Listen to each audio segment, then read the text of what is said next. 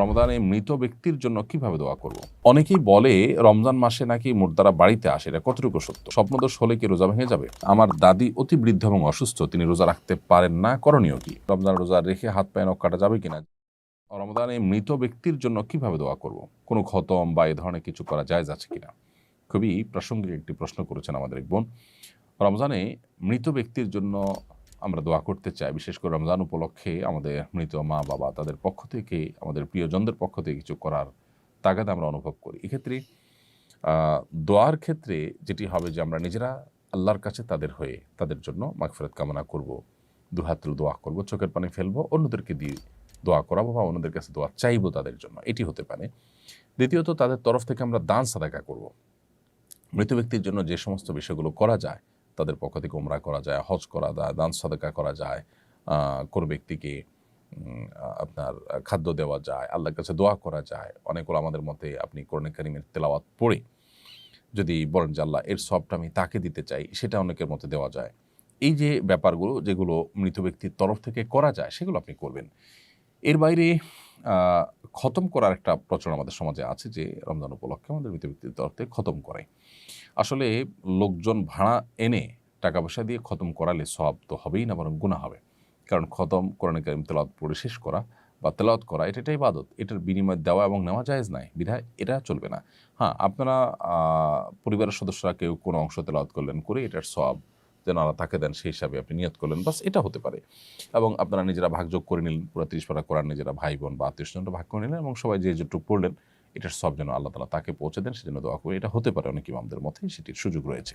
রমজান রোজা রেখে হাত পায়ে নখ কাটা যাবে কিনা? জি ভাই, রমজান রোজা রেখে হাত পায়ে নখ কাটা যাবে, চুল কাটা যাবে, কোনো অসুবিধা নেই। আপনি সরিষার তেল অথবা অন্য কোনো প্রসাধনী, হালাল প্রসাধনী ইত্যাদি মাখতেও পারবেন, কোনো অসুবিধা নেই, এতে রোজা ভঙ্গ হবে না। আতর ব্যবহার করতে পারবেন, মেসওয়াক করতে পারবেন, এর ফলে রোজা ভঙ্গ হবে না। দিনের বেলা ঘুমানোর পরে স্বপ্নদোষ হলে কি রোজা ভেঙে যাবে? রোজাদার ব্যক্তি দিনের বেলা যদি তিনি ঘুমিয়ে পড়েন এবং দিনের বেলা যদি তার স্বপ্নদোষ হয়, তাহলে এর ফলে তার সিয়াম ভঙ্গ হবে না, তার রোজা ভঙ্গ হবে না, কারণ এটা তার হাতে নয়। তবে ইচ্ছাকৃত বীর্যপাত ঘটালে সেটি অবশ্যই রোজা ভঙ্গের কারণ হবে, স্ত্রী সহবাস করলে রোজা ভঙ্গের কারণ হবে, সেটি বলাই বাহুল্য। কিন্তু স্বপ্নদোষ হলে যদি বীর্যপাত হয়ও, তার ফলে তার রোজা ভাঙবে না, তবে গোসল ফরজ হবে, সেই হিসাবে তিনি গোসল করে নামাজ আদায় করবেন। ডায়াবেটিস পরীক্ষার সময় সামান্য রক্ত বের করা হয়, রোজা অবস্থায় ডায়াবেটিস পরীক্ষা করা যাবে কি না? ভাই আমিনুল ইসলাম, ডায়াবেটিস পরীক্ষার সময় সামান্য যে সুইয়ের অগ্রভাগে যে পরিমাণ পানি থাকে, ওই পরিমাণ রক্ত যে বের হয়, এর ফলশ্রুতিতে আপনার অজুও ভঙ্গ হবে না, যদি এটা গড়িয়ে পড়ার মতো অতটুকু না হয়। আর যদি বড় এক ফোঁটা হয়, যেটা আসলে গড়িয়ে পড়ার মতো হয়, তাহলে সেক্ষেত্রে রোজা ভঙ্গ হবে।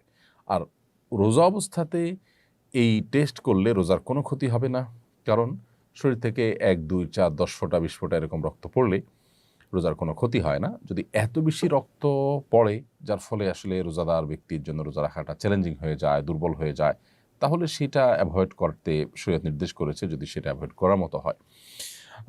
তবে আপনার 1 ফোঁটা 2 ফোঁটা রক্ত আপনি নিলেন, অথবা 1 সিরিঞ্জ রক্তই নিলেন বা 2-4 সিরিঞ্জ রক্ত নিলেন, যেটা আপনি ব্লাড টেস্ট ইত্যাদি করার জন্য, সেক্ষেত্রে এর কারণে রোজার কোনো ক্ষতি হবে না, রোজা রেখে এগুলো করা যাবে ইনশাআল্লাহ তাআলা। আমার দাদি অতি বৃদ্ধ এবং অসুস্থ, তিনি রোজা রাখতে পারেন না, করণীয় কি?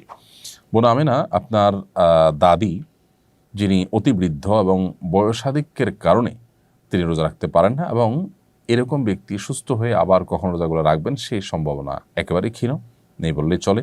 এরকম ব্যক্তিদের জন্য শরিয়ার বিধান হলো ফিদিয়া দেওয়া।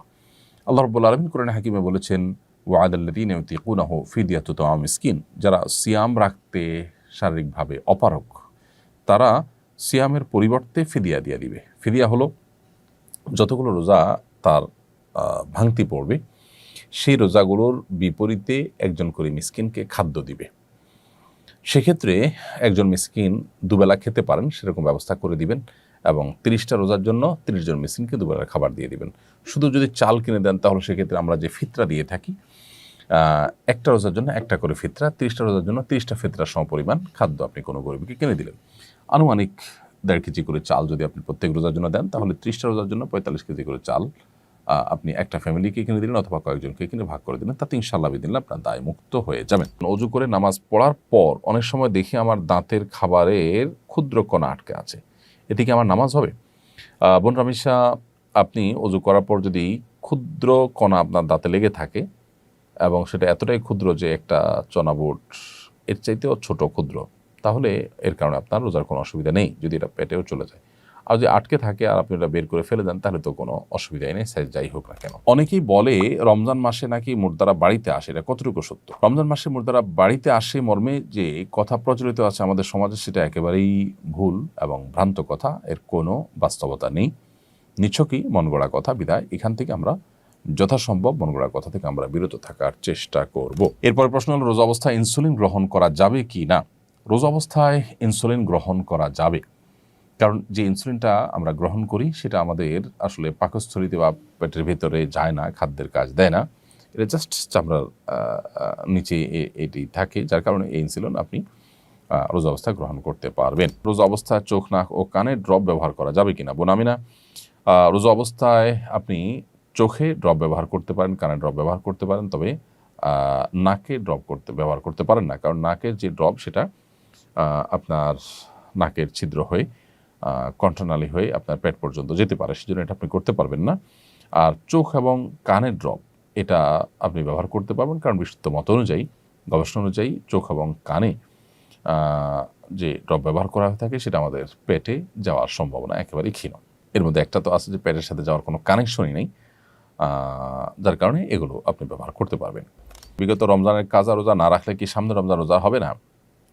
বোন খাদিজা, এমন কোনো কথা নেই যে বিগত রমজানের কাজা রোজা না রাখলে রমজান রোজা হবে না। রমজান রোজা আপনি রেখে ফেলবেন এবং রমজানের পরপরই বিগত রমজানের যে কাজা রোজাগুলো রয়েছে সেগুলো দ্রুততার সাথে আপনি রেখে ফেলবেন। নাসরিন আক্তার সৌরভ, আপনি লিখেছেন কিভাবে মোবাইল ফোনের প্রতি আসক্তি কমানো যায়? বোন নাসরিন আক্তার, মোবাইল ফোনের প্রতি আসক্তি কমানোর জন্য নিজেকে নিয়ন্ত্রণ করা যদি কঠিন হয়, তাহলে সেক্ষেত্রে প্রয়োজনে স্মার্টফোন ছেড়ে বাটন ফোনে চলে আসতে হবে। কিছুদিনের জন্য যদি আপনি চেষ্টা করেন, অসম্ভব কোনো বিষয় নয়। কিছু কিছু হয়তো অসুবিধা হবে, কিন্তু সেগুলো আপনি ওভারকাম করতে পারবেন। মহিলারা কি পিল খেয়ে মাসিক বন্ধ রেখে রোজা রাখতে পারবেন? মহিলারা পিল খেয়ে মাসিক বন্ধ রেখে রোজা রাখতে পারবেন যদি তাদের শরীরে বড় কোনো ক্ষতির আশঙ্কা না থাকে। যদি বড় কোনো সাইড এফেক্ট হতে পারে এরকম মনে হয়, তাহলে সেক্ষেত্রে নিজের শরীরকে ক্ষতি করে ধ্বংস করে আপনি এটা করতে পারেন না। আল্লাহ বলেছেন, ওয়ালা তুলকু বিআইদিকুম ইলা তাহলুকা, তোমরা নিজেদেরকে ধ্বংসের দিকে ঠেলে দিও না। বিধায় নিজেদের ক্ষতি করে এরকমটি করা উচিত হবে না। আর এমনিতে যদি ক্ষতির কোনো আশঙ্কা না থাকে তাহলে এটি করতে পারেন। সারি খেতে না পারলে কি রোজা হবে? সারি খেতে না পারলেও রোজা হবে। কোনো কারণে কেউ সারি খেতে পারলো না, তার মানে তিনি রোজা রাখবেন না, ব্যাপারটা কিন্তু তা নয়। অনেকে আছেন যে সারি খেতে না পারলে তিনি ভেঙে পড়েন যে কীভাবে রোজা রাখবেন। আসলে এতটা দুর্বল হওয়া, এতটা হীনমন্য হওয়া মুসলমানের সাজে না। এই জন্য সারি খেতে না পারলেও আমি রোজা রাখলে আমার সে রোজা যে একেবারে আমার জীবনহানি করে ফেলবে, আমি মরে যাব, এরকম তো না। এই জন্য হিম্মত করা দরকার। তাছাড়া সাহারি খাওয়াটা এটা রমজানে রোজার একটা সুন্নত আমল। এর ফলে রোজার মূল স্ট্রাকচার ফরজ বা ওয়াজিব তো আর ছুটছে না, যার কারণে আপনার রোজা হয়ে যাবে। আস-সুন্নাহ ফাউন্ডেশন, উম্মার স্বার্থে সুন্নাহর সাথে।